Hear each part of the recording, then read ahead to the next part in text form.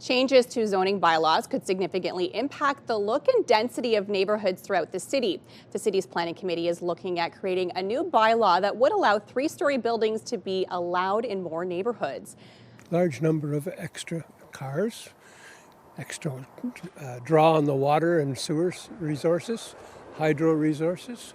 I'm not sure how the infrastructure is geared to handle that. The city hopes to see more than 150,000 new homes built in Ottawa by 2031. That would open the door to more multi-unit buildings.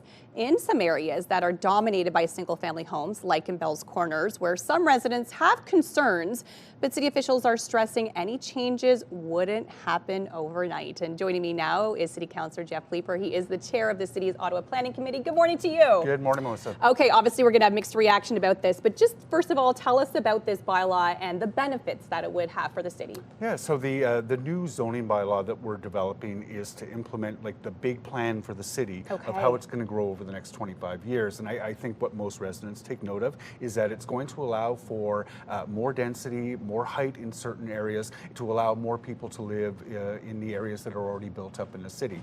One of the changes that people will see is the height that is allowed in some neighborhoods where it's not currently.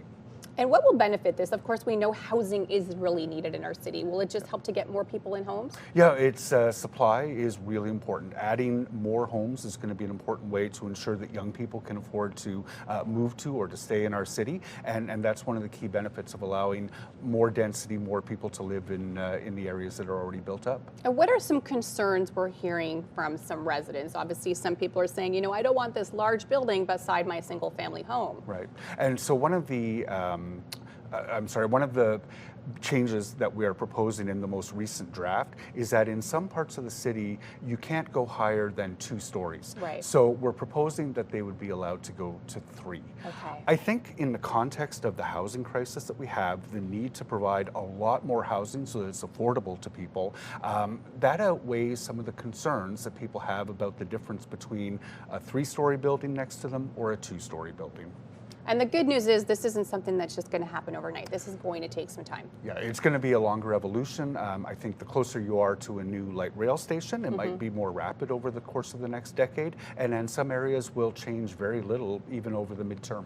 And overall, do you think this is the best solution to, you know, get more homes and get more people in homes in our areas, in our neighborhoods? This is how cities right across North America are trying to deal with some of the housing crisis that they're experiencing. Perfect. Well, thank you so much for joining us today and breaking it all down for us. We appreciate your time. Thank you. You're welcome.